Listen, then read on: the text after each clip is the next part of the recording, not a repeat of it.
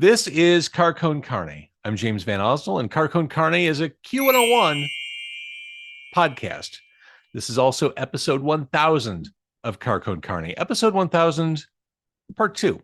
So I did a handful of live events in the city, in the suburbs, to create what is now episode 1000. I had live events at Skeleton Key Brewery in Woodridge, Siren Records in McHenry, Liars Club in Chicago, and the Q101 Lounge inside the radio station, Q101. The original plan was to put them all together, turn them into some big, massive, mega episode, but that didn't make sense. That would just be too long. You'd never make it to the end. So I broke things up, I moved things around, and pieced them together into 3 discrete parts. And this is part 2. In this episode, you'll hear content from Skeleton Key, Liars Club, and Siren Records, specifically theme song creator Josh Caterer from Liars Club, an interview with returning favorites wht.rbbt.obj that was done at Siren, comedian Mike Stricker, he did a set over at Skeleton Key. Since I was at Liars Club, I sat down with Rosen, the owner of Liars Club. Also from Liars Club, a blistering performance and fun interview with the band Bellhead, and we get to hear a rock and roll story from author Steve Silver. In between those segments, you'll also get to enjoy messages from former podcast guests sharing their episode 1000 greetings. This time around, that list includes Dr. Daryl Wilson of the Boll Weevils, Sincere Engineer, Todd Zuckerman of Styx, Take the Reins, and award-winning journalist and former boss, Charlie Meyerson. Carcone Carne is sponsored by Easy Automation. Are you ready to turn your home into a smart home? Transform your living space with cutting-edge home automation. Experience seamless control over audio, video, lighting, climate, security, and more. It's time to embrace the future of smart living. It's your home. You make the rules. Get a quote by visiting easy-automation.net or call my friend Dan. His number is 630-730-3728, or just go online, easy-automation.net. It's Carcone Carne. Let's eat in the car. It's Carcone Carne. And now here's the star of our show, James Van Osdell. To get things started, please welcome Josh Caterer. This is one of the singles that we recently released. It's also going to be on our upcoming album. We just finished recording a new album. It's going to come out next spring. This is going to be on. It's called Madison.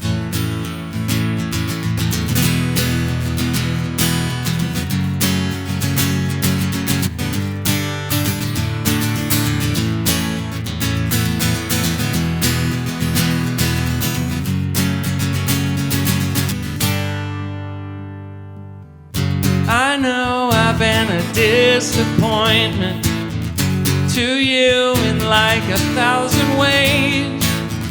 Sometimes I don't know why I do things, but baby, I can change. If it's not too late, how am I gonna get you back if I never had you to begin with the way I wanted to? You're never gonna want me back if I never told you to begin with how much I want you, Madison.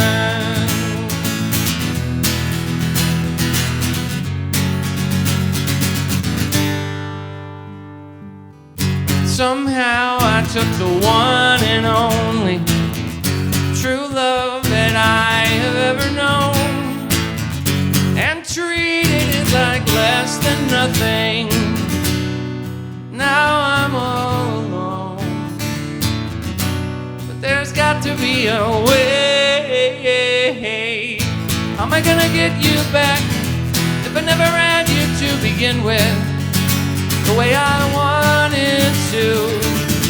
You're never gonna want me back if I never told you to begin with how much I want you, Madison.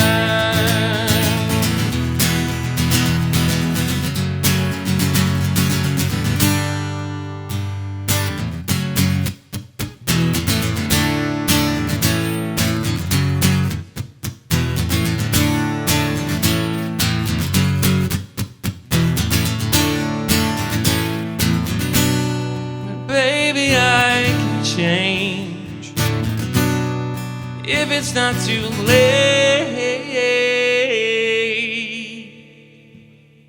How am I gonna get you back if I never had you to begin with, the way I wanted to? You're never gonna want me back if I never told you to begin with how much I want you, Madison. How am I gonna get you back if I never had you to begin with, the way I wanted to? You're never gonna want me back if I never told you to begin with how much I want you, Madison.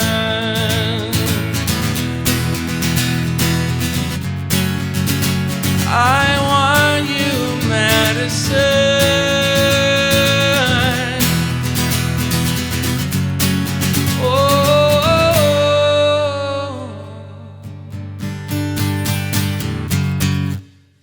Josh Caterer.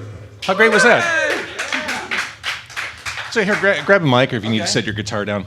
I did have this great intro planned for you before you started playing, but I realized I was feeding back. I'm like, oh shit, I got to get off the stage. But so what I would have said is, my first guest is best known as the frontman of one of Chicago's greatest bands, the Smoking Popes.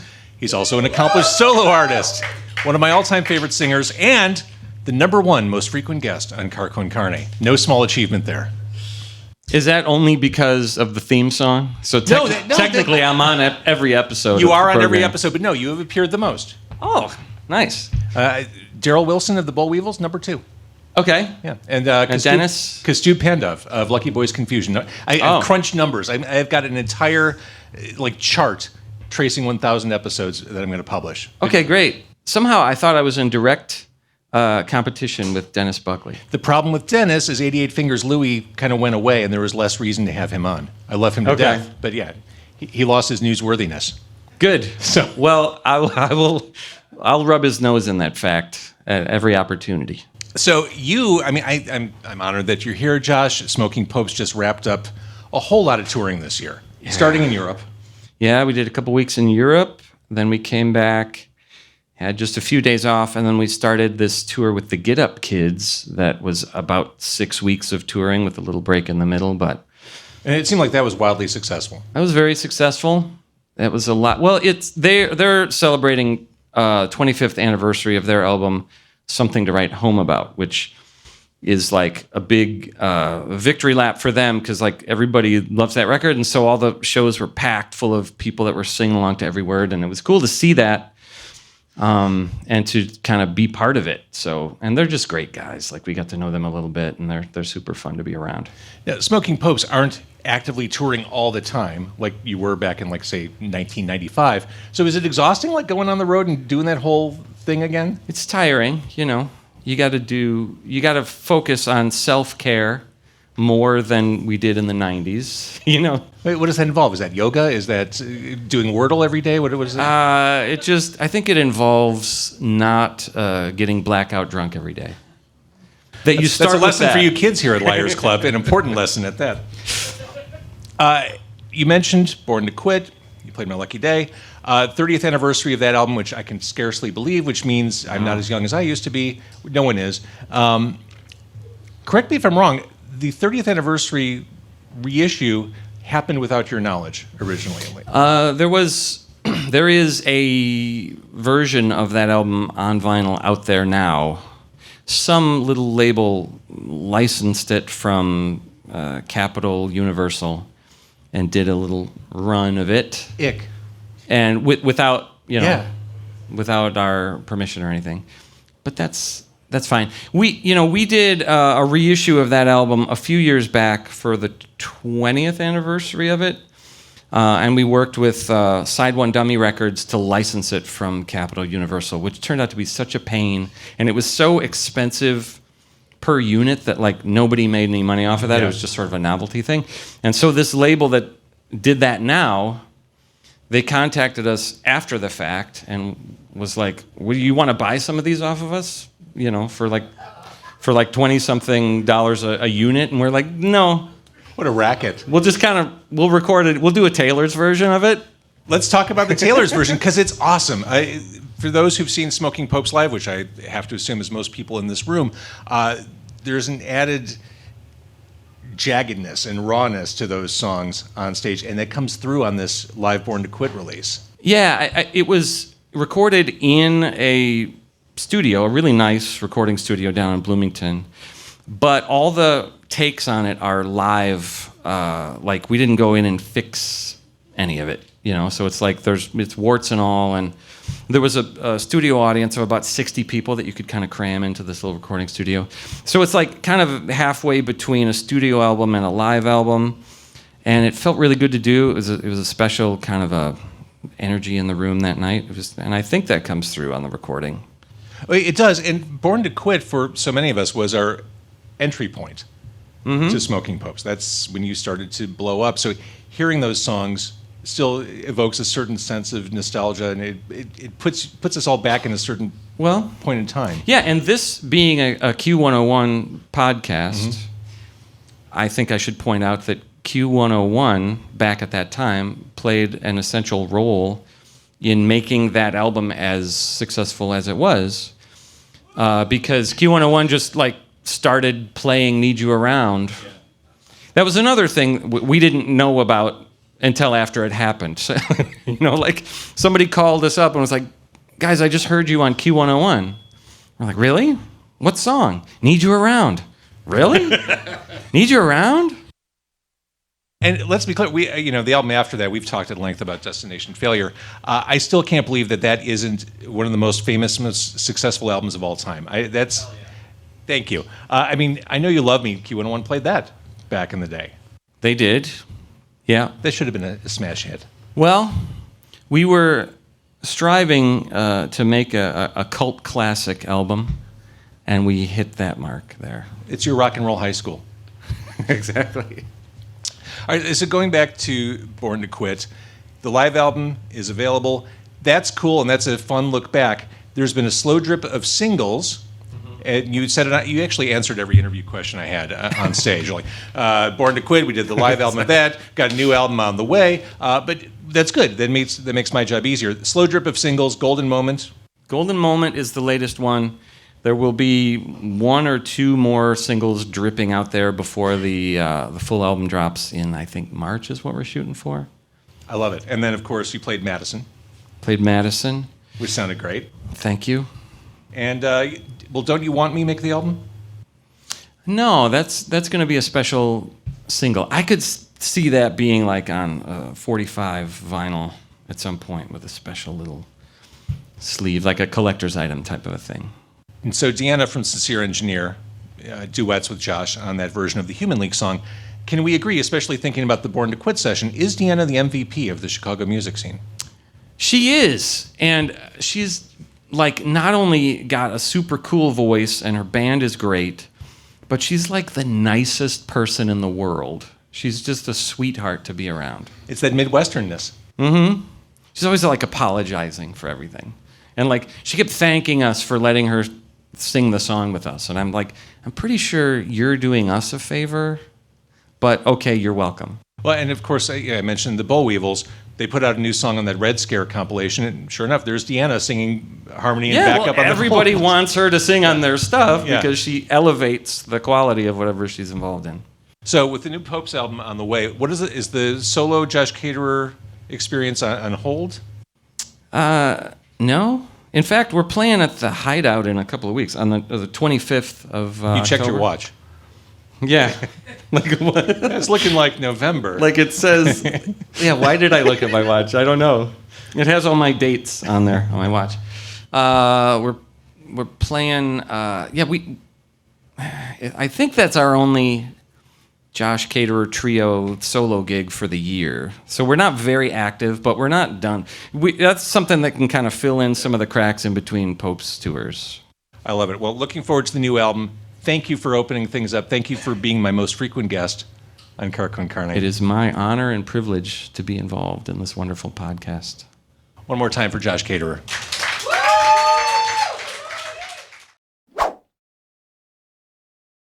Hey everybody, it's Dr. Darrell Wilson from the Boll Weevils, and I'm here to congratulate JVO on 1,000 episodes of Carcon Carne.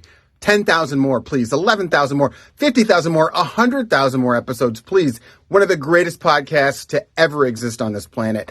JVO, Congratulations. We love you, man. I love you. Peace. And I wanted to take time to talk to the immortal, the legendary Herb Rosen, owner of Liars Club. I hate LED lights, by the way. I prefer the old cans. Does Herb look okay? I mean, I think the lighting's perfectly great, isn't it? What's that? I think the lighting looks good. Oh, no, I just looking at them. I hate the little dot. Well, don't look at the lights. Don't go to the light. We need smoke, too. We need a smoke machine. I was worried. I'm playing songs in between the interviews and the performances. I was playing Hall & Oates. I didn't know if that was verboten here at Liars Club. Was I pushing it? Verboten is verboten. But no, I was just telling JVO about my Oates experience. You have an Oates experience. Well, first of all, he's about this tall, and he's got that Hollywood. He still had the stash when I saw him, and he had a tan, and his face lift is like stretched. Like he's got whiskers like on the back of his neck, probably. It looks like a Cronenberg movie. Yeah, it really was. But I went. A friend of mine is a fly fishing guide in Aspen, and I was in Aspen, and everywhere I went for like 2 days, he was there every single fucking time. Anyway, there's my Oates story. That's a great story. I saw Daryl Hall at Ravinia. Really? This fall. Perform, or he was hanging? No, he was working one of the wine things. Let's start there. I don't get the Ravinia. I mean, I get Ravinia, but Dude, if you're a music fan, that's the worst place to see exactly. music. Unless you like are right up. I got hooked up for Tom Jones there, a few years back, and we were right up front, and that was fucking cool. But even still, like the volume the is wine like and cheese, like the prosciutto contest in the lawn. It's like it's competitive picnicking. That's exactly what it is. But even if you're right in front, the volume's like 70%. Who's like trophy wives' boob job is better, and who has the fanciest prosciutto? It's like fucking. Yeah, I like bringing out the candelabra and the fancy charcuterie boards. Like, fuck off! I just want to see. Yeah. I saw the Violent Femmes there, and it was the most antiseptic. Like, it has nothing to do with music. See, and that's one of the many reasons why I wanted to do episode 1000 here at Liars Club. There's an element of danger and seediness. More importantly, this is rock and roll. This club, this room. It is daytime, but yeah, we're there. Look, it's dark. I've already seen bad decisions being made amongst the crowd. It's functioning as advertised. I made a lot of bad decisions last night. So this episode 1000, will come out end of October. Can you look ahead? What's coming up at Liars Club from November forward? What is coming up? We've got for Halloween. We have to do. Normally, Kiss Karaoke is the Wednesday before, the week before Halloween, but this year we're doing it on Devil's Night. So October 30th, Kiss Karaoke, and this will be the 30th edition of Kiss Karaoke. And I still, to this day, have not set myself on fire, which is amazing. The only time I ever set myself on fire was I was stone cold sober. It was the first sip. It was on a rooftop in Madison, Wisconsin, when Wes and I went to school there. And it was the first sip of Everclear. Totally sober. Blew it, came back, set my neck on fire, set my hand on fire. But I've never done it drunk. And so this will be the 30th edition. The first year we did it, before you could get karaoke machines and whatnot readily or on your computer, it was John San Juan on a fucking organ that we found in the basement, and he wore a Phantom of the Opera mask, and and the words were just printed on Xerox fucking shit. It was great. Is Destroyer the best Kiss album? Dress to Kill. Yeah. Hands down. Yeah, hands down. And just to clear, misnomers up, whatever, like, Herb's the biggest Kiss fan in the world, blah, blah, blah. I'm like, and here's how I sum it up. Every time Gene Simmons opens his mouth, he steals a little more of my childhood. Fuck that guy. Now, to be fair, there's Kiss shit everywhere at your club. Yeah, that's true. I mean, everywhere. Let's talk a little bit about that band you joined in the past couple of years, that legendary, iconic Chicago band, Peg Boy. Yeah, they were the. I can't believe they had me. Well, Larry, as you know, we had a West Coast tour scheduled, and we were on our way. Like literally in the van. We had rented like a Sprinter type van. Larry and Joe built a fucking loft, and we had all the gear. That we were on our way. It was Minneapolis, then we were cutting across and all the way down the West Coast. We're in the van. Larry's phone is hooked up to his GPS is hooked up to the fucking stereo. The Bluetooth, yeah. So the phone rings, and John's like, what the fuck? And he has to turn this, and Larry's like, no, that could be the cardiologist. He's like, call him back. So we call him back. So now we've got the cardiologist on 6 fucking speakers going like, well, you've got 50 to 70% blockage in multiple sites in your heart. And he goes, but you'll probably be okay if you don't exert yourself. So we were like, okay, let's turn around. Of course, Johnny was so fucking happy, he practically spun around on that thing. He's like, I told you guys. But anyway, so Larry had to have, he had quadruple bypass open heart surgery. That's serious shit. Oh yeah, they cut your fucking rib cage open, and but he's doing really well. He's staying out at his sister's for a month or so. But I just talked to him the other day, and he's bored to tears, but he's healing up, and he's got physical therapy shit or. Well, I mean, it sounds like the doctor's call couldn't have come at a better time. Like, God, like. Well, and they said when they actually got in there, whatever the Widowmaker one is or whatever, they're like, if you would have had a heart attack, it wasn't like CPR and go to the hospital, get a stent, like you would have been fucking dead. So I guess we did make the right choice. I'm still a selfish little baby and bummed out about it. Well, Larry will heal, and we, of course, wish him speedy recovery. And absolutely. Netflix will only take you so far when you're convalescing. They're going to reschedule it. Well, hopefully, I think the Stearns are going to let us do fucking Punk Rock Bowling, and then we're going to reschedule those West Coast dates around that in the spring, whenever that is, Memorial Day or whatever. It'll be worth the wait. I'm glad Larry's on the mend, and I'm glad he's alive. Yeah, exactly. Me too. All right, and I love this place. I love coming here. Thank you for letting us we host love you, brother. Thanks so much. The episode 1000. And I always say, I'm not a podcast person. I don't particularly like this shit, but you. But you are fucking really good at it. Like I've been on the show 100 times, and I always have a good time, and you always make it cool. Because a lot of times it's just like, but yeah, thank you. Thanks, sir. Herb Rosen, Liars Club. Hey, what's up? This is Deanna from Sincere Engineer, and I just wanted to say congrats to James and Carcon Carne on the 1000th episode. I had the honor of being on a few over the years, and thanks for all that you do, James. And here's to 1,000 more. This next band, they are bluesy, smoky, sexy, and raw. Perfect for a Sunday afternoon. Please welcome White Rabbit Object. Now, is this like when we're in the car where I can't look at you? Now, you can look at me. Just stand by. Okay. Because I know that always gives me anxiety when I'm like, I want to look at you. It's natural to just look at you, but then... The reason why she's saying this is not because I have a hang-up. It's because the microphones, the microphones I use are one directional, and if she moves her head, I lose her voice. That's what. Okay, I don't want people to think I have some kind of weird neuroses. Like, don't look at the host. I'm not going to look at you. Just kidding. Nice job, and I just want to quote, because we're here on a Sunday. Sleepy, sunny Sunday mornings taste sweet like corruption. Storm clouds laugh at our escape. Amen. Amen, sister. Amen.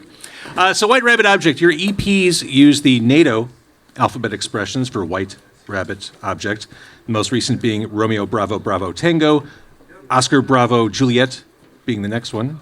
Yes, you got it. You make me want to call myself Juliet Victor Oscar. I think you should be Juliet Victor Oscar. I support this. Yes, you're my muse. That's what I'm going to run with from now on. That's what I just want to make you proud. So the NATO alphabet, unique approach. No one else has done it. What led to that creative decision? That's probably my fault more than anything else. Your fault, Frank. I like the whole idea of trying to emphasize the whole code structure of the band, and we're trying to. I've been embedding little secret codes into things for a while now. At some point, somebody will catch on to it, but it's really more that than anything else. I have fun with it. I've got these ideas in my head that someday there would be a White Rabbit Object, like a decoder ring, like doing the whole thing. So it's just something that I've always been interested in, like the whole idea of like secret codes and things being embedded, and it's really carrying on from that more than anything else. White Rabbit Object, you dip your toes into so many different sounds. It feels like a record store is the appropriate place for you to stay. Totally. Or to perform today. Absolutely. Yeah, not a question. I think that one thing that we strive for as a group is to not necessarily pigeonhole ourselves into one specific thing. And I don't think that's because we don't necessarily identify with one specific thing, but it's because all of us that are in this group have such different influences, and that really comes through in all of the songwriting that we do. So, I mean, you kind of get a little bit of that jazz and blues sort of feel, but also the alt rock at the front. And yeah, we like to be a sort of culmination of random shit. And you'll let Mike and AC know that we welcome their participation. There just aren't enough microphones. Eh. Yeah, okay, right there. White Rabbit Object, again, I talked about the latest release. They're playing Color Club in Logan Square on the 27th of October. Rocktober, if you prefer. Rocktober. Also, you just released a video for Unlucky 13. Well, it's not released yet. You're about to release a video for Unlucky 13 on the 25th? You've seen something. You got it. I've Yep. seen something.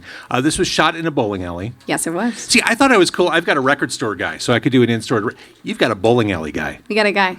That's got a fantastic. guy. We got a I've bowling seen- guy. I've seen the video. You are performing. You're dancing. Generally having a good time at a bowling alley. Yes. Dancing around a bowling alley in heels, no less. In heels. And actually bowling. And actually bowling. 3 strikes. This song's been in your repertoire for a while. It was the song that started it all. It was the song that I broke the rule with when I came. So Frank and I said we were never going to play music together, which we've told you. Mm-hmm. And he was writing Unlucky 13 when I came in and told him he was playing the bass line wrong.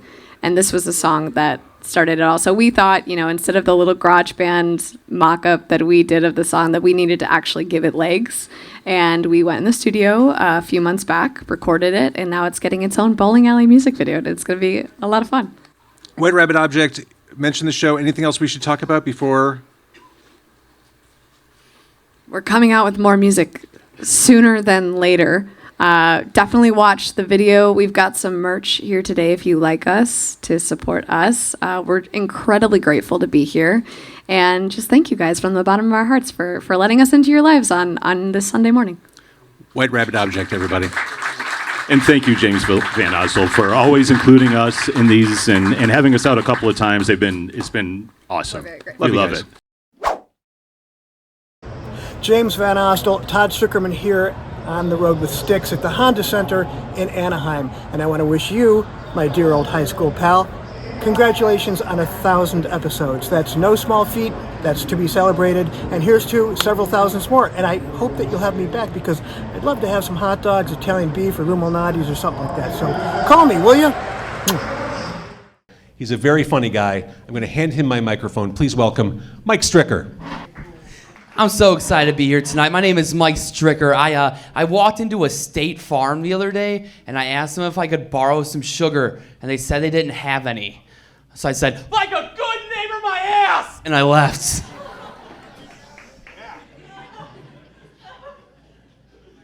No, that is the whole joke.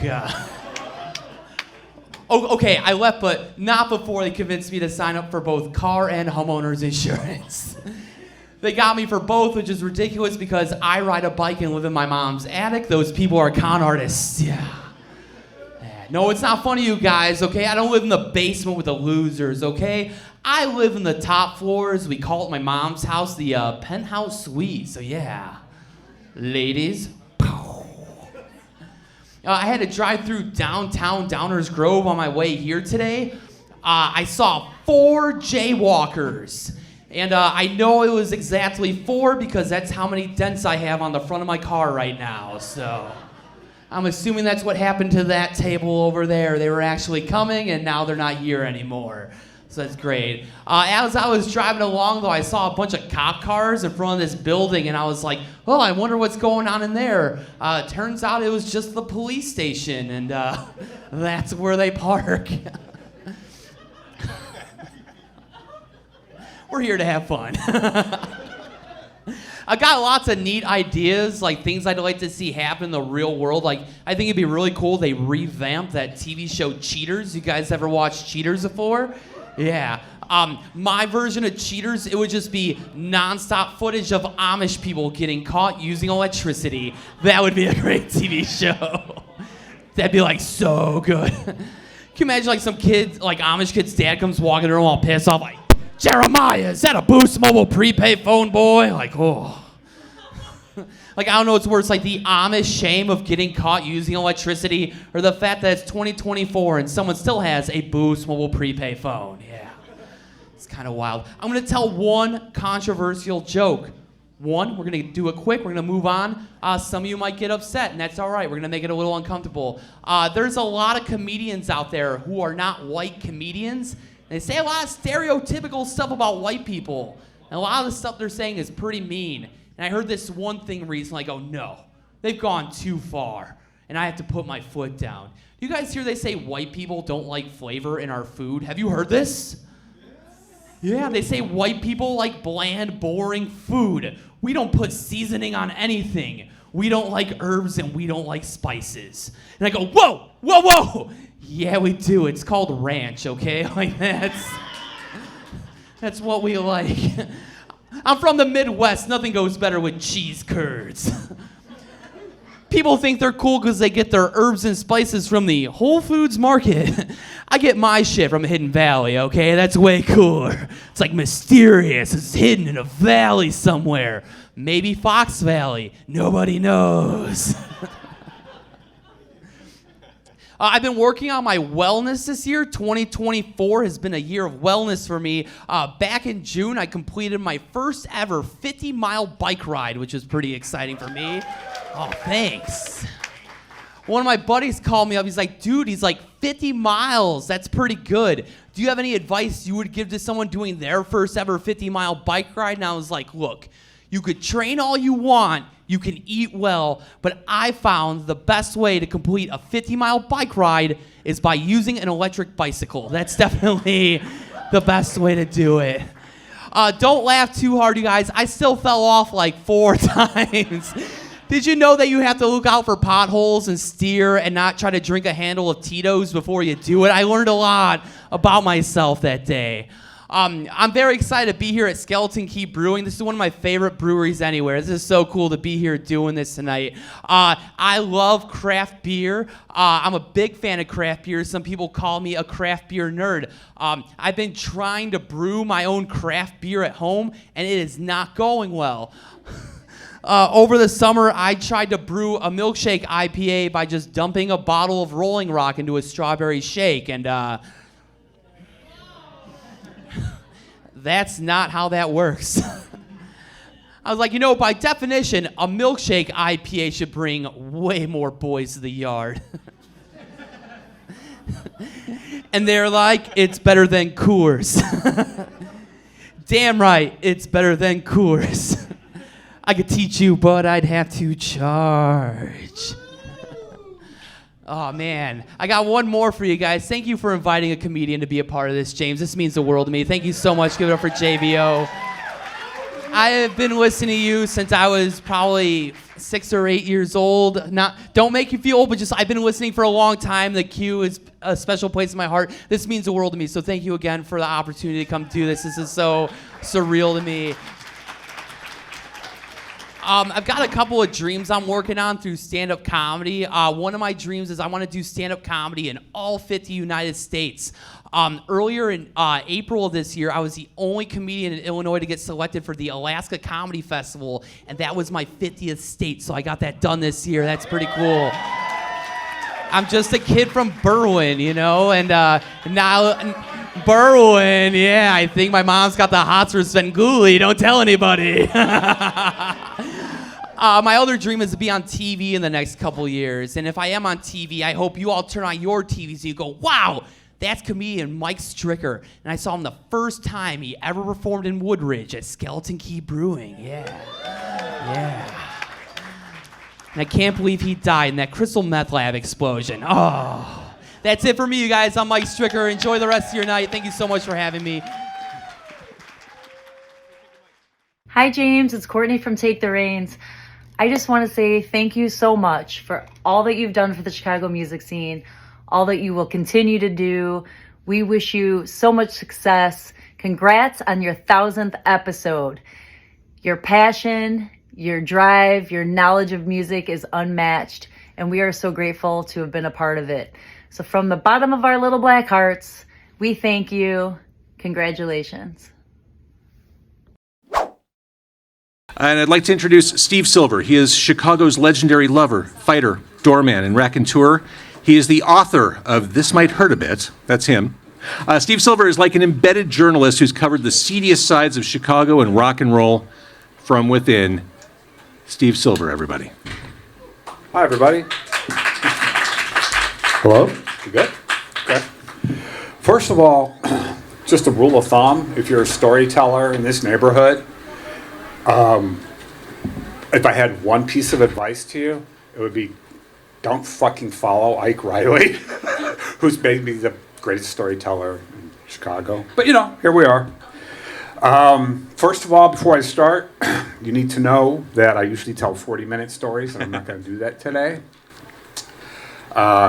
But before I get into the story that I have for Connie, I want to say that over 40 years ago, when I was the door guy at Metro, and I wouldn't let James into Iggy Pop and the Ramones because he was underage, all he's ever done is pay me back with kindness and promotion and support, which is fucking Midwestern fucking Chicago all the way. It's like, fuck you, you can't come in because you're not old enough. Okay, fuck you, I'm just going to be nice to you for the next 40 years. So there's that.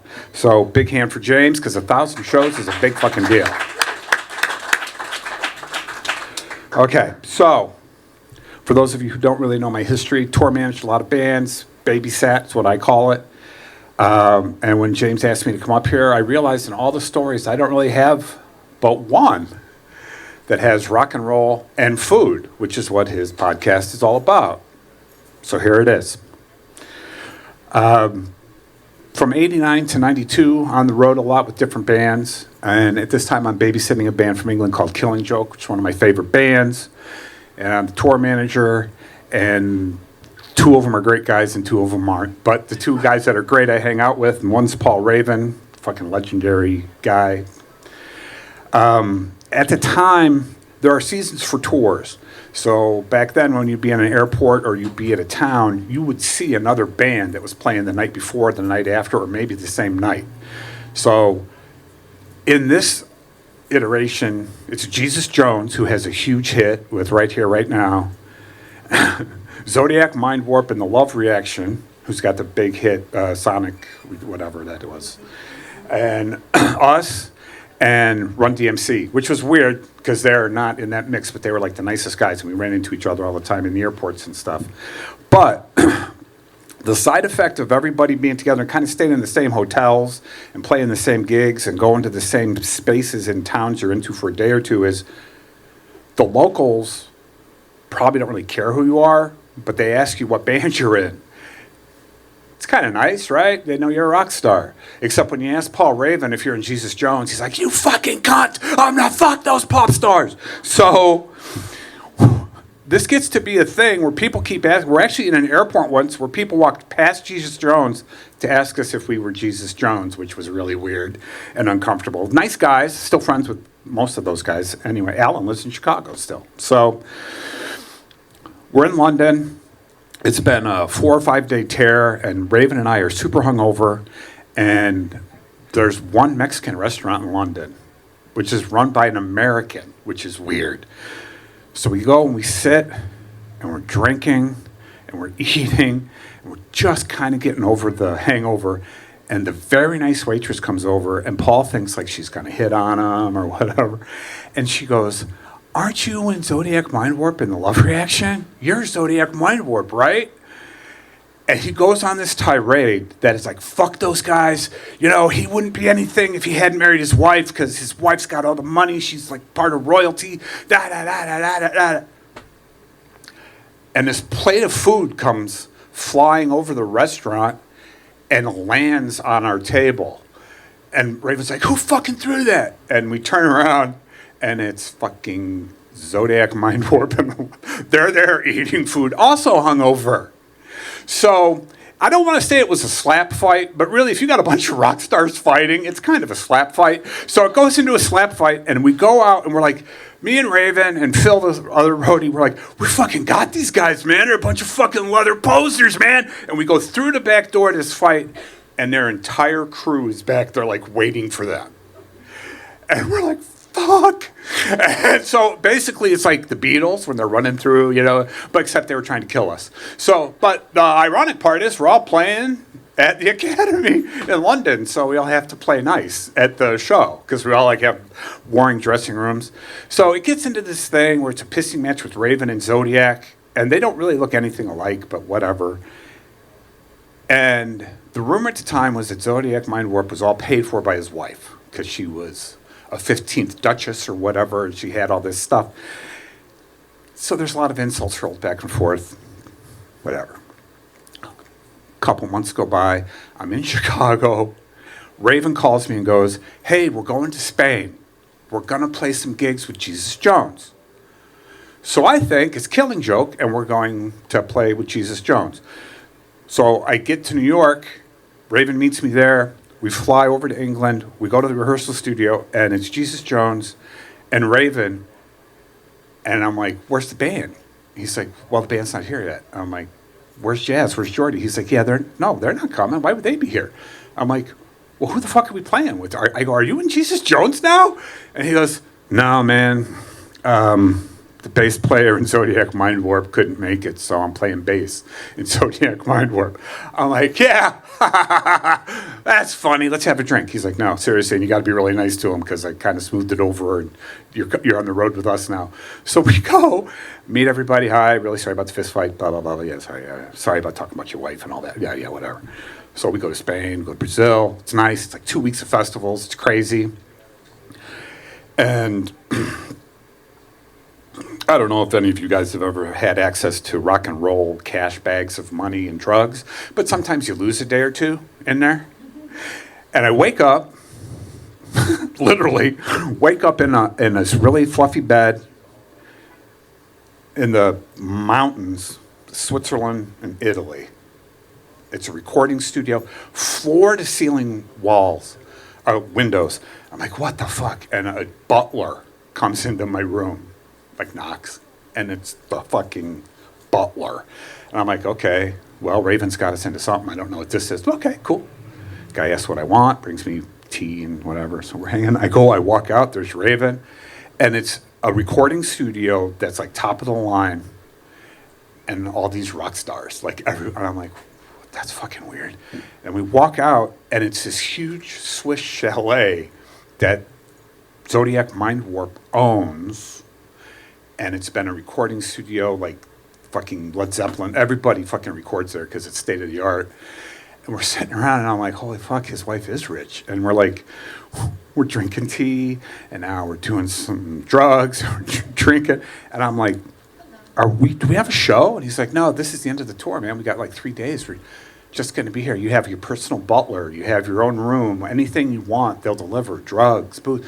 I'm like, you have to be kidding me. And Zodiac Mind Warp walks up, and I go, all of, 25 years old and know everything in the fucking world. I go, hey, man, that's really fucking nice what your wife set up for you. And he goes, yeah, mate, that's just a fucking rumor. My wife, we've been married for a while, but she doesn't come from money. I'm like, this is all record money? He goes, no, it's my money. My family's rich. He goes, but it's a better fucking story if it's my wife. And he let that be the story for fucking years. Like, rich scuzz rock dude married a rich woman. So that's all I have as far as food and rock and roll go. I will say this, again, 1,000 podcasts is a big fucking deal. 1,000 podcasts where you get rock stars to sit in your car and eat and talk is a big fucking deal, right? I know you don't really want this to be about you, but let's face it is about you. This is a big deal. So the only moral to the story I have for the story I just told you is if you ever get a chance to get in a fist fight with a bunch of fucking hair metal dudes in a Mexican restaurant, you're going to end up in a fucking half castle being treated well. So go ahead and just have some fucking adventures. Thank you.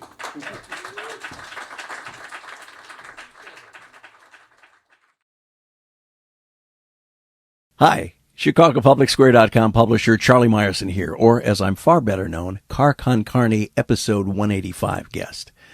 In every role I've known, James Van Osdol, DJ at WXRT, WKQX, The Loop, and more, Vice President at our beloved audio news startup Rivet, comic book fan, and of course, Car Con Carne host, he has, for lack of a better phrase, rocked. Which makes all the more awesome his incredible and entirely unjustified modesty. Thank you, James. And now we continue with Car Con Carne, episode 1000. I would like to introduce you to you. Good night, everybody. I'd like to introduce you to a post-punk band. They're industrial adjacent. They're a duo. There's no guitar, 2 basses, a drum machine, and a darkness that makes us all feel welcome in the abyss. Please welcome Bellhead. Thank you, guys.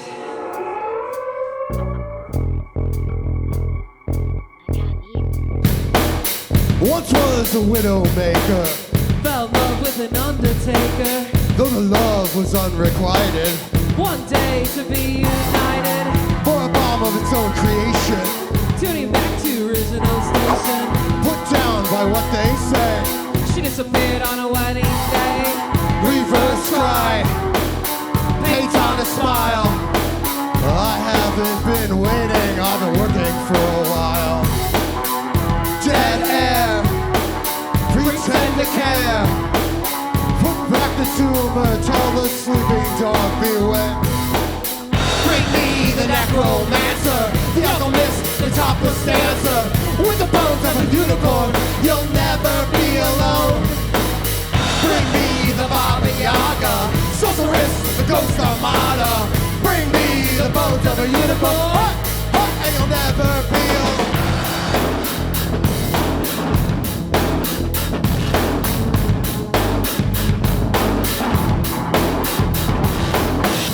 Death emotions, hands resist me. She feels the spirit, yet the spirit doesn't move me. Like good intentions, with broken glass, she turned from pale to blue as death came so fast. Bring me the necromancer, the alchemist, the topless dancer. With the bones of a unicorn, you'll never be alone. Bring me the Baba Yaga, sorceress, the ghost armada. Bring me the bones of a unicorn, and you'll never be. My mother said you shouldn't play with guns, but she never warned that I could have such fun.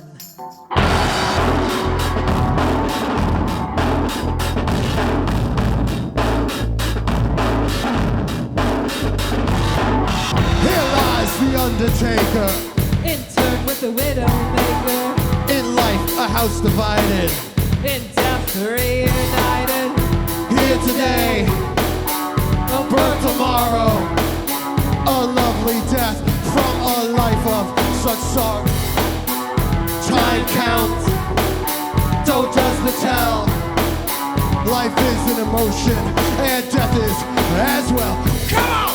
Bring me the necromancer, the alchemist, the topless dancer. Bring me the bones of a unicorn, and you'll never be alone. And you'll never be alone. And you'll never be alone. And you'll never of a unicorn.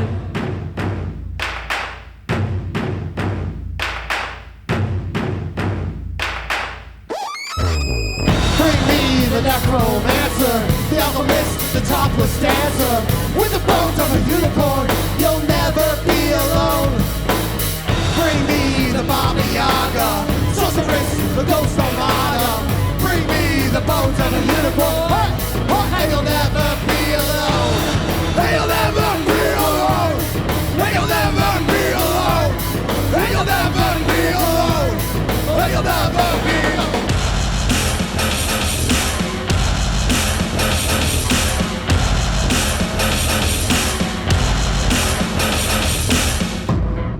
Thanks, guys. We're on a 70s talk show. Nice. Like a 70s talk show. One more time for Bellhead. How great was that?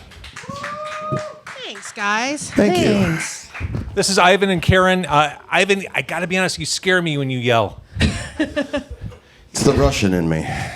It makes me a little nervous, but that's how you get everything out. So now you're just low-key. Yeah, and I'm just peachy keen. No problems at all whatsoever. I admire Bellhead for so many things. The color coding. I love it. The basses. You know, watching you play no guitar, people talk all the time about how AI is going to eliminate jobs. I think the bass guitar is going to eliminate the guitar. I mean, who needs it? You guys are good. No guitars, no drums. No, we're good.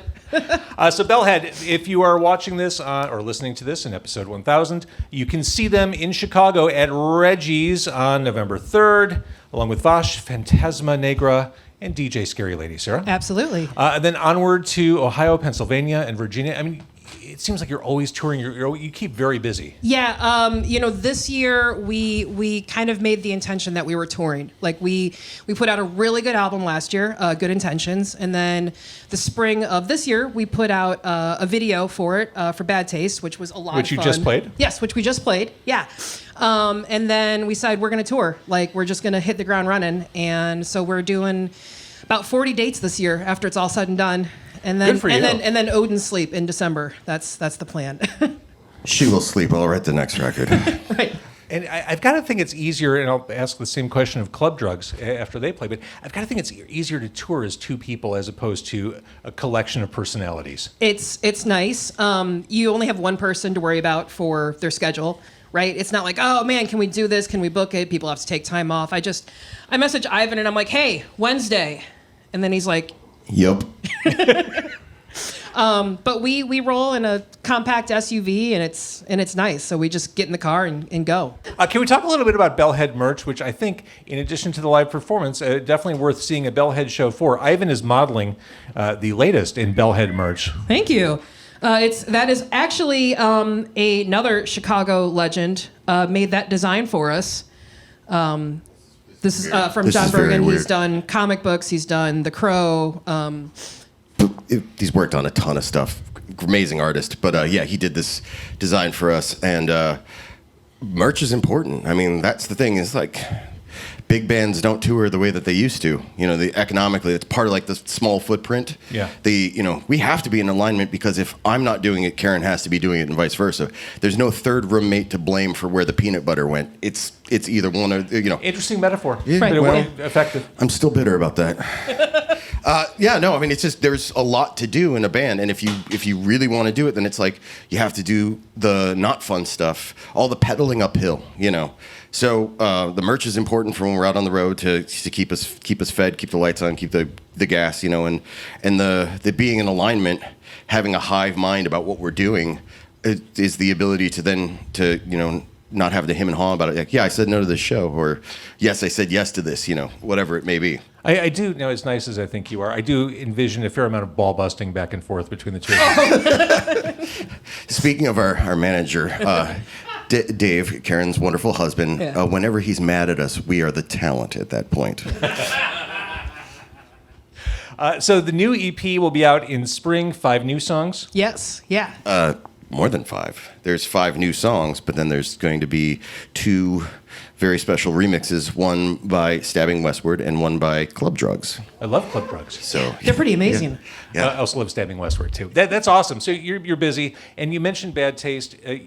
You were nominated for an award for that? Yeah, so we did this. The Bad Taste was an awesome experience. We did this really cool video. We used super 8mm film. We used drones. We went to this like wacky location that we don't like to disclose, so we don't incriminate anything.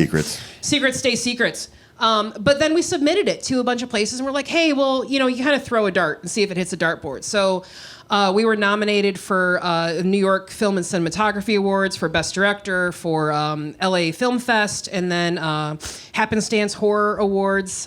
So it's kind of cool. More than like 3 people like our video. I love, this is an independent band we're talking about, too, which is awesome. A music video is like when you're filming it, you're making a silent film because the soundtrack's already done, so the director's just yelling at you the whole time. But it is a piece of art, and to get it, to not just, this is just promotion for the song. This is a thing that I want you to see and engage with, and the craft that was put into it. Well, I'm just told, run over there. Oh, wait, we're very close to a military base. The drone may drop out of the sky on you. Just so you know.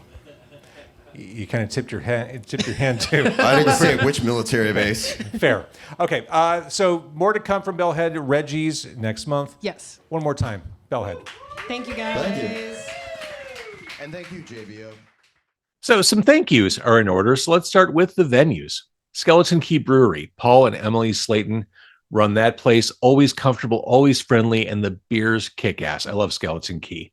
Over at Liars Club, ground zero for rock and roll in Chicago. Thanks to Herb for opening his doors to Carcon Carne to do this event. The team there is great. I love Gary and Scott, everyone there. Such a thrill going to Liars Club for this. The Lindquist family at Siren Records. I've said it before. Siren is an oasis in McHenry County, a wonderful independently owned business. Really cool to do an in-store there. Special thanks to Henry Shearer and Matt Winkleman, whose live show acumen made Skeleton Key run smooth beyond expectations, and they really bolstered my confidence to do 4 total events for this. I want to thank Asim Ali, who is a fellow Niles West graduate. He did sound for the Liars Club event. He was just a great dude, total pro, real pleasure to work with him. I want to thank Zach Spangler, who I've known for years. He's a friend of the show. He's been on this show. He showed up at Liars Club, Skeleton Key, and of course Q101. He shot this stuff. He brought his cameras.